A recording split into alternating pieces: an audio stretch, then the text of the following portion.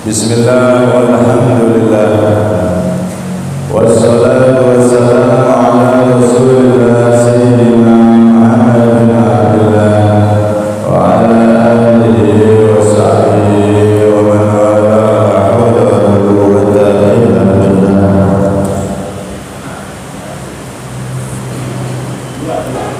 Rabbi shrah li sadri wa yassir li amri wahlul 'uqdatam min lisani yafqahu qawli wasaddid lisani wahdi qalbi bi haqqi sayyidina Muhammadin nabi sallallahu alaihi wasallam.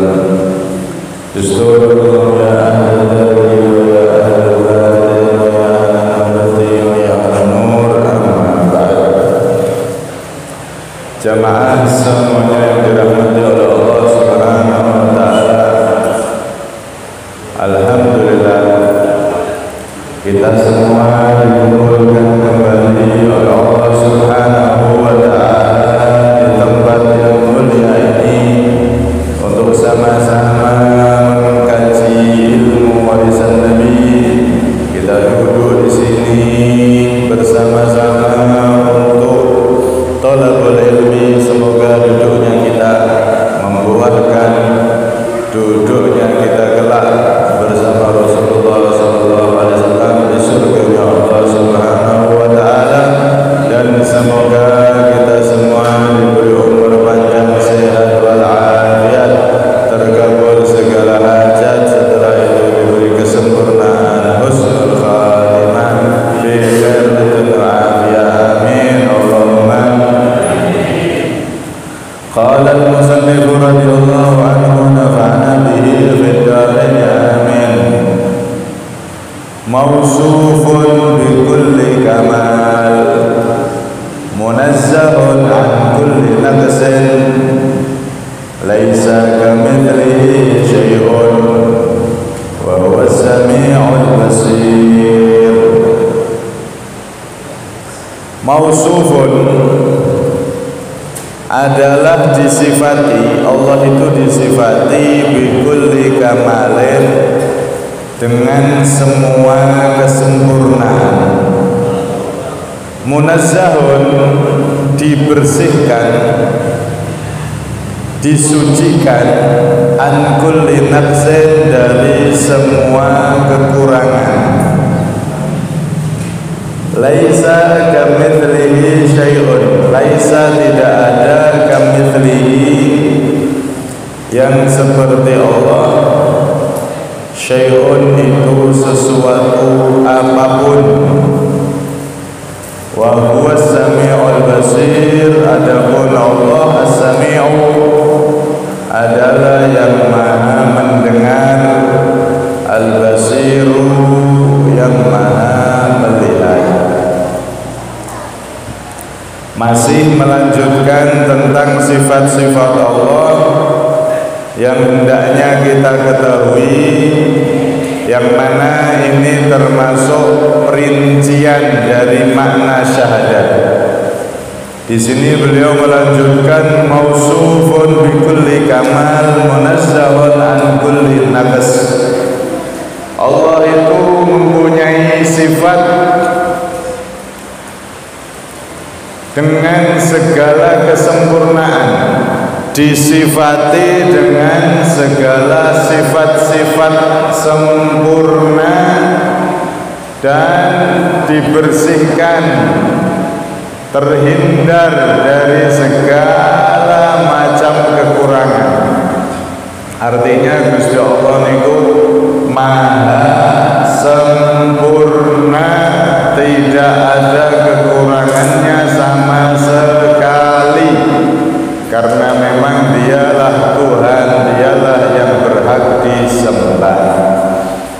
Sehingga laisa kamitslihi syai'un, tidak ada yang menyerupai atau seperti Allah, enggak ada.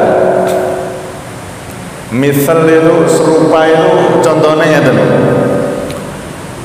Kalau jenengan nek pas enten tiang mantenan itu kan didekor Dekornya itu bunga melati, bunga mawar, macam-macam bunga dipasang di situ.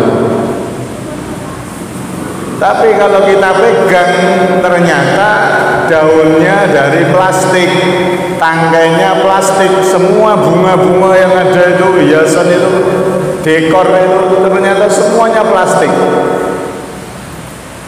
Tapi kalau dari jauh mirip asli. Yang buah kayaknya buah anggur, asli bentuknya kayak persis. Tapi ketika dipegang, apalagi dicokot, digigit, nggak mempan, ternyata plastik. Nah, niki namanya misal, kamislihi. Misal itu serupa tapi tak sama. Cara bahasa yang mudah dipahami niku duplikat, fotokopi, bukan asli tapi. Nah, semua makhluk itu ada duplikatnya, ada yang ngembari atau bisa dibuat kembarannya, semuanya tanpa terkecuali. Mau buah-buahan tadi yang asli sama yang duplikat, mau pohon, mau macam-macam, apalagi pas karnaval ngoten niku.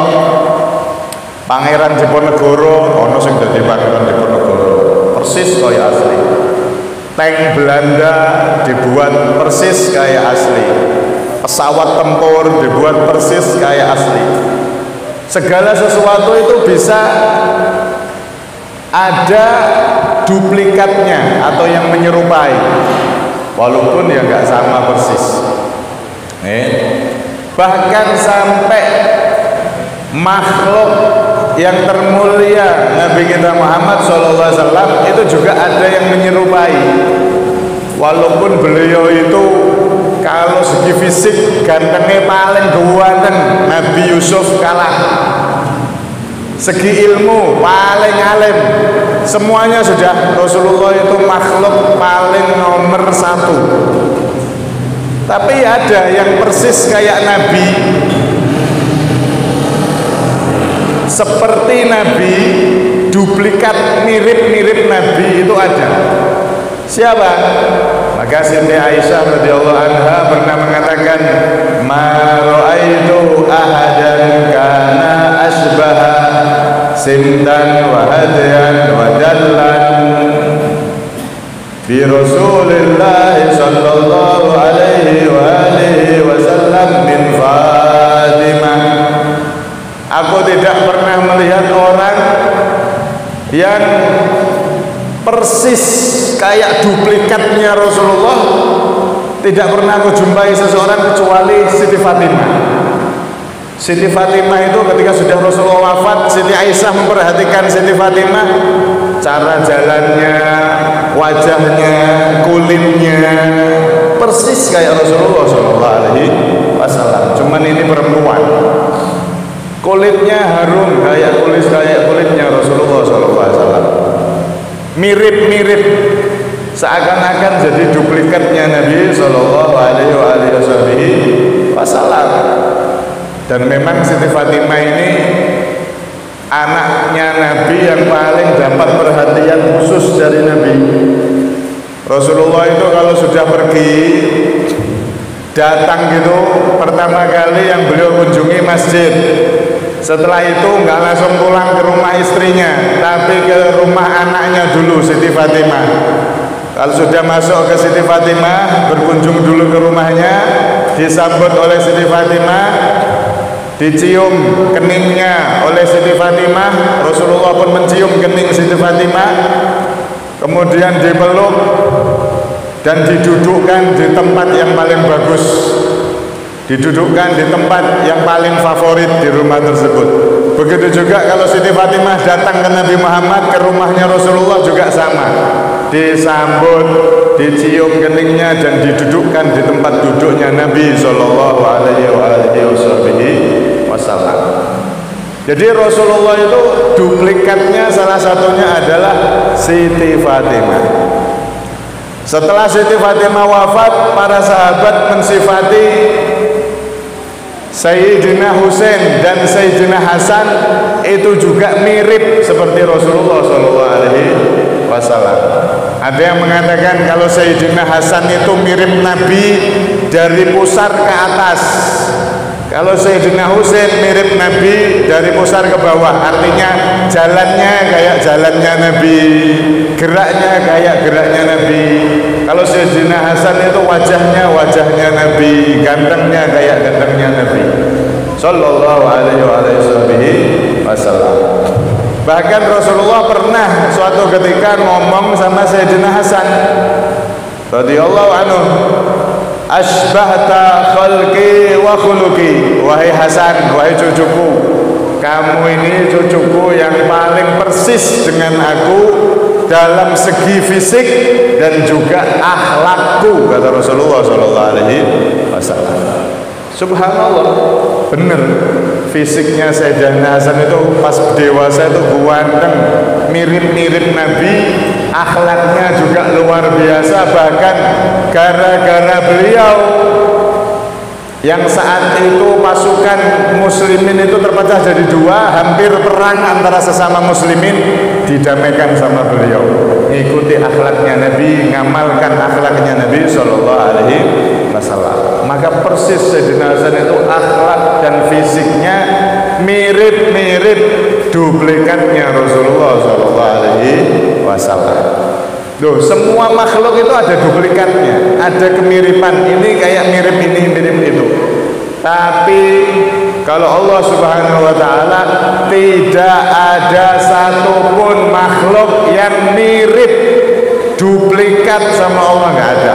Karena memang Tuhan itu beda dengan semua makhluknya.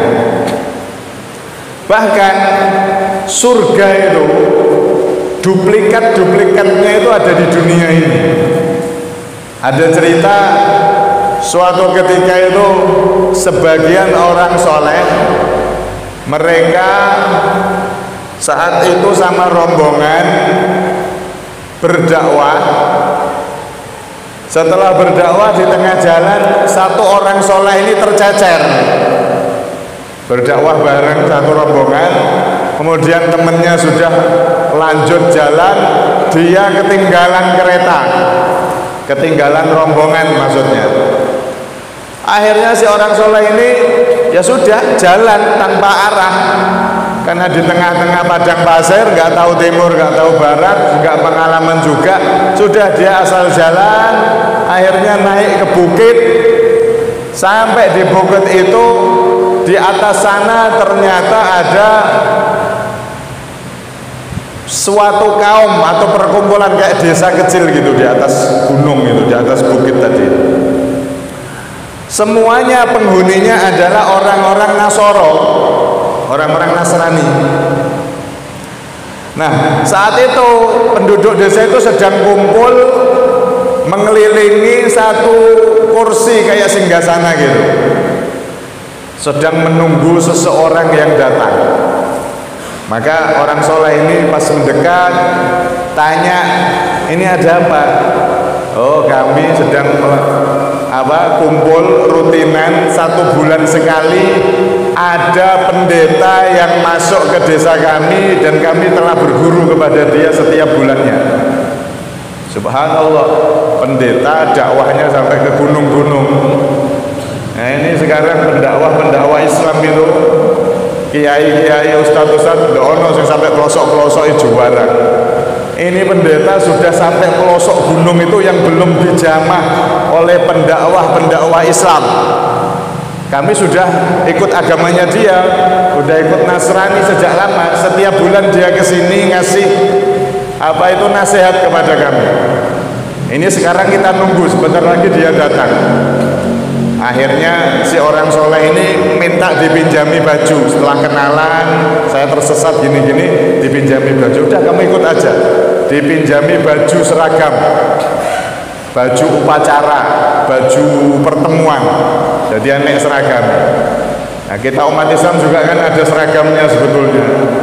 Kita itu kalau Jumatan sunnahnya pakai seragam putih, bajunya putih, okay. Pokoknya pakai pakaian yang serba putih kalau bisa, sarungnya kalau perlu putih. Itu sunnah dianjurkan oleh Rasulullah SAW. Ini orang Nasrani saat itu kumpul pakai baju sama, seragam, nunggu pendetanya, tertib. Kadang-kadang kita orang, bukan kadang-kadang, Jumatan santri aja nggak pakai pakaian putih, padahal santri. Kadang kiai ini Jumatan nggak pakai pakaian putih, malah batik. Ya nggak apa-apa sih, cuman yang nggak bagus gitu loh. Karena sunnahnya itu kalau Jumatan pakainya yang serba putih. Mau kiai, mau orang biasa, kalau sudah Jumatan ke masjid, semua disunahkan pakai putih. Yang nyuruh langsung Rasulullah SAW. Pakai sarung putih, baju putih. Kalau tidak punya ya minimal bajunya yang putih. Punya baju muslim putih, itu minimal. Kalau perlu sarungnya beli yang putih, dipakai untuk Jumatan. Itu sunnah yang dianjurkan. Zaman dulu tuh tidak ada, Pak. Orang Islam Jumatan tidak pakai baju putih, itu tidak ada.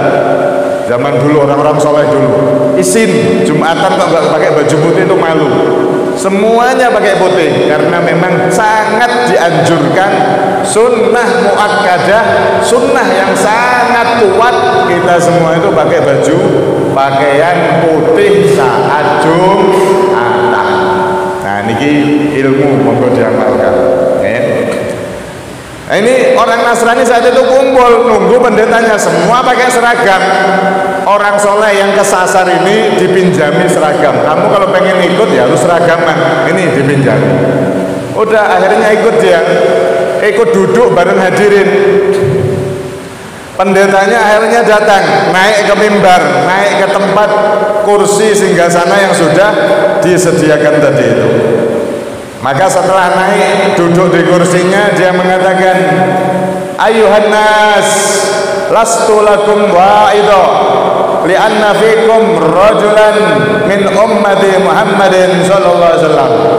Wahai manusia semuanya yang berkumpul, hari ini aku tidak mau nasihat, karena di antara kalian ada satu orang yang mengikuti agamanya Muhammad, ada orang Islam.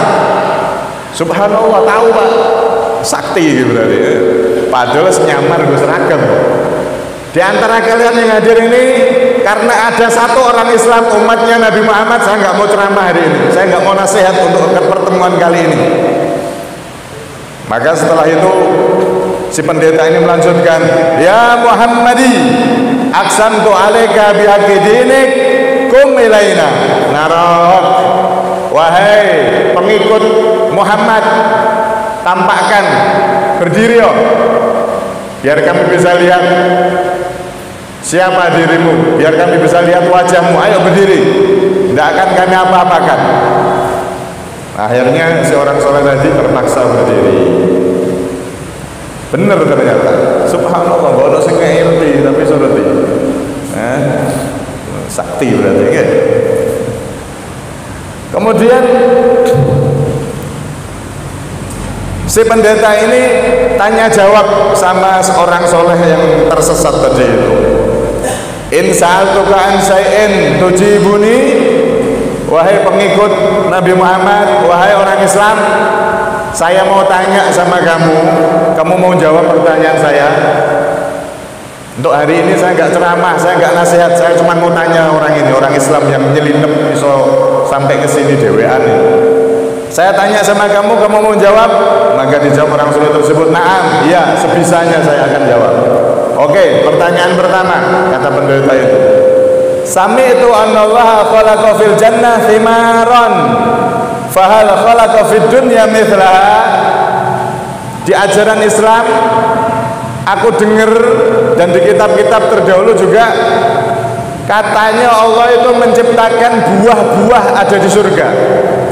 Apakah ada duplikatnya di dunia ini? Apakah ada yang seperti buah-buah surga yang ada di dunia ini? Maka dijawab oleh orang soleh tersebut, naam, ada, duplikatnya ada. Buah-buah di surga duplikatnya ada di dunia, yaitu apa? Ya buah-buah dunia itu, tapi fil ismi wal laun. Nanti di surga ada anggur, ya seperti anggur yang kita makan itu, warnanya ada yang hijau, ada yang biru, ada yang hitam. Warna dan namanya sama, tapi rasanya yang beda, bentuknya yang beda. Kalau di surga nanti bentuknya lebih besar, rasanya nikmat, gak bisa dibayangkan nikmatnya. Nama sama, warna sama, tapi rasa dan bentuk saja yang berbeda. Apel, di dunia ada apel, di surga juga sama. Nanti ada apel, warnanya sama, namanya juga sama, tapi bentuk dan rasanya beda. Mutasyabih wa utubihi mutasyabiha. Sebagaimana dalam Quran itu diterangkan. Maka kata pendeta tersebut, oh ya benar. Kemudian tanya lagi yang kedua. Falaysa fil jannati baitun illa wa fihi ghusnun min sajarati tuba. Katanya nabimu di surga itu nanti ada pohon tuba. Pohon tuba itu dahannya masuk ke seluruh istana surga. Apakah ada gambarannya di dunia ini? Kok bisa rumah istana dimasuki dahan daripada pohon tuba tersebut? Maksudnya itu bagaimana? Gambarannya bagaimana? Duplikat gambarannya apa? Maka dijawab oleh orang tersebut, "Na'am. Idza tawassatat asy-syamsu fis sama' kadzalik." Gambarannya wahai pendeta kayak matahari itu loh. Matahari kalau sudah siang di tengah-tengah, maka cahayanya kan masuk ke seluruh rumah. Rumahnya orang biasa kecil, ya dimasuki cahaya matahari. Rumahnya orang kaya yang gede umai, ya juga dimasuki cahaya matahari. Itu gambaran nanti. Sajarah tuba, pohon keberuntungan yang memasuki ke rumah, bukan seperti dahan kemudian nyoblos rumah, merusak rumah, enggak, tapi gambarannya kayak cahaya matahari yang masuk ke seluruh rumah. Ya. Oh iya benar. Kemudian yang ketiga, tanya lagi dia. Fil jannati arba'atu anhar mukhtalifatu ta'mi takhruju min aslin wahid falidhalika nadir fid dunya. Wahai muslim, wahai orang, saya tanya, di surga itu ada empat sungai. Sumbernya dari satu sumber, tapi airnya beda-beda, rasanya beda-beda. Ada sungai susu, sungai madu, dan seterusnya. 4 sungai, sumbernya padahal sama. Dari satu sumber mengalir 4 sungai, rasanya beda-beda semua. Apakah di dunia ada duplikatnya? Satu sumber tapi rasanya beda? Maka dijawab oleh orang tersebut, ada. Di dunia ada duplikatnya wahai pendeta. Apa? Ma'ul uduni murrun. Contohnya adalah air yang keluar dari telinga, itu rasanya pahit. Alkohol, nek gak percaya jilato dhewe. Kemudian yang kedua, ma'ul ain maleh. Air mata, tangisan, itu rasanya asin. Beda dengan air yang ada di telinga, rasanya beda. Kemudian yang ketiga, ma'ul anfi muntin, air yang keluar dari hidung alias al-umbelu, itu beda lagi rasanya. Ya. Kemudian yang keempat, ma'ul fami, air yang keluar dari mulut, ludah, itu juga rasanya beda. Nek ludahnya pasangan manten tahun baru. Nah di sini disebutkan toyibun, enak jarene. Padahal ludah, tapi jarene enak, jarene. Ente untuk Rabi ojo mikir macam-macam. Ini kan ada 4 macam air, dari telinga, dari mata, dari hidung, dari mulut. Sumbernya sama, satu tubuh, tapi mengeluarkan air yang rasanya beda. Bahkan baunya juga beda. Nek air dari mulut ya beda baune. Nek wis sikatan ya enak.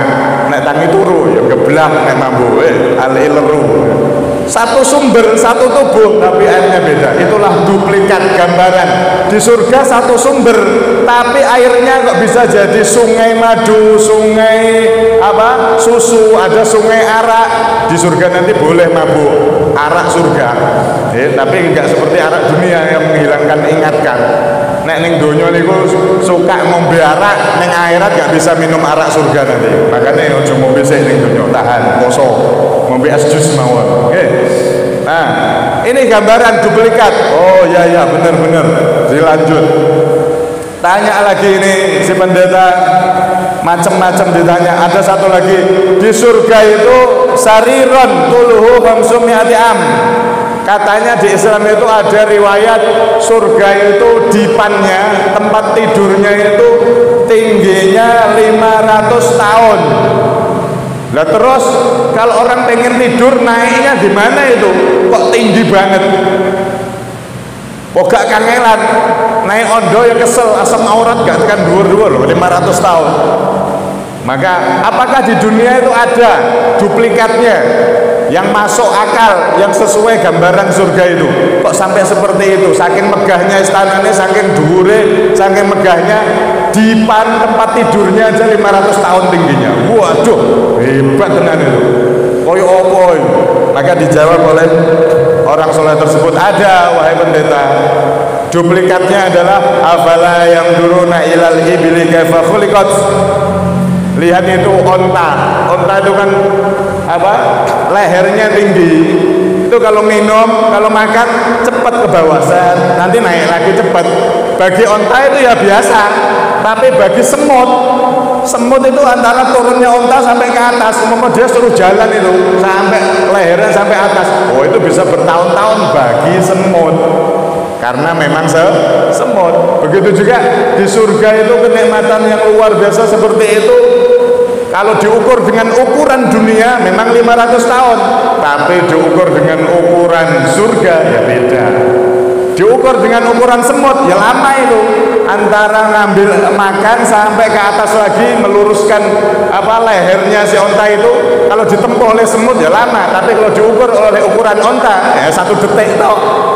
Nah, begitulah gambaran surga nanti wahai pendeta. Oh ya.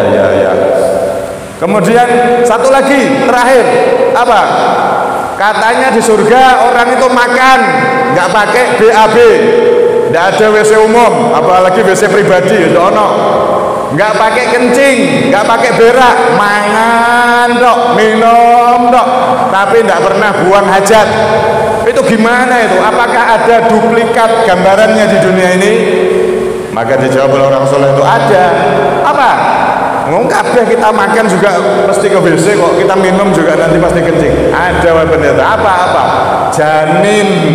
Janin ketika di kandungan ibu, dia makan, dia minum, dia misalkan pengen pelem, ibuke sing ngiler golek pelem, goro-goro janinnya pengen pelem. Ya. Janinnya pengen apel, ibunya ngiler golek apel, dimakan ibunya. Akhirnya sari-sari vitaminnya dimakan oleh janin tersebut. Janin itu selama dalam kandungan ibunya 9 bulan atau lebih itu makan terus, tapi nggak pernah ngising. Makan terus, nggak pernah nguyok. Itu gambaran nanti di surga. Nikmat tinggal mangan tok, orang mikir macul, orang mikir kerja, tinggal makan minum, orang mikir apa-apa. Gambaran orang surga mungkin ngoten. Seperti itu wahai pendeta. Makan enak tok, ndak mikir mupuk, ndak mikir nandur, ndak mikir macul, terus mangan tok pokoknya. Dan tidak mikir napa niku wetenge mules, ndak ada. Terus enak makan tanpa mengeluarkan hajat, buang air besar ataupun kecil sama sekali. Semuanya ternyata ada duplikatnya. Ada gambaran sketsa kecilnya. Semua makhluk itu ada duplikatnya. Sampai tadi Rasulullah, duplikatnya beliau Siti Fatimah, duplikatnya beliau Sayyidina Hasan, Sayyidina Husain. Semua makhluk itu ada duplikatnya. Ada yang mirip-mirip, tapi kalau Allah, laisa kamitslihi syai' wa huwas samiul basir. Allah tidak ada satupun yang menyerupainya. Jangankan menyerupai, duplikatnya tidak ada. Jangankan duplikat, yang menyerupai duplikatnya nggak ada. Sama sekali tidak ada yang menyerupai Allah Subhanahu wa ta'ala, karena dia memang Tuhan yang maha sempurna, tidak bisa diserupai oleh siapapun dan apapun, karena semuanya adalah makhluk Allah Subhanahu wa ta'ala. Wa huwas samiul basir, dan Allah Maha mendengar, Maha As-Sami', Maha mendengar, Al-Basir, Maha melihat.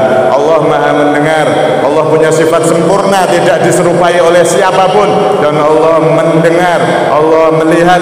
Maka hendaknya kita menjadi hamba Allah yang selalu merasa didengar dan dilihat oleh Allah Subhanahu wa ta'ala, sehingga kita menjadi hamba yang semakin taat kepada Allah Subhanahu wa ta'ala. Sayyidina Ibnu Umar terakhir itu pernah menemukan anak muda yang jaga kambing. Beliau pengen ngetes anak muda ini, kambingmu tapi min hadil ghanam, wahai pemuda, kamu kan kerja sama tuanmu, kambingnya buahnya ini, udah sini tak ambil satu, tak beli, uangnya buat apa kamu ambil, kalau apa bosmu nggak akan tahu. Udah sini, nanti kalau bosmu ngitung bilang aja dimakan serigala, beres, kamu dapat uang. Maka kata pemuda tersebut, kalau bos saya tidak melihat, tidak mendengar, fa'inallah, maka bagaimana dengan Allah? Allah melihat, Allah mendengar apapun yang kita bicarakan. Pengen nipu bos, pengen nipu pemilik daripada kambing ini, Allah dengar dan Allah melihat. Akhirnya nangis ini Ibnu Umar mendengar jawaban dari seorang pemuda yang masih sangat muda tapi sangat bertakwa, sangat dia tadi itu merasa diawasi oleh Allah Subhanahu wa ta'ala. Karena itu As-Sami'u Al-Basir, Allah Subhanahu wa ta'ala Maha sempurna, tidak ada yang menyamai, dan Allah Subhanahu wa ta'ala melihat apapun yang kita lakukan, mendengar apapun yang kita bicarakan. Semoga kita semua termasuk orang-orang yang semakin taat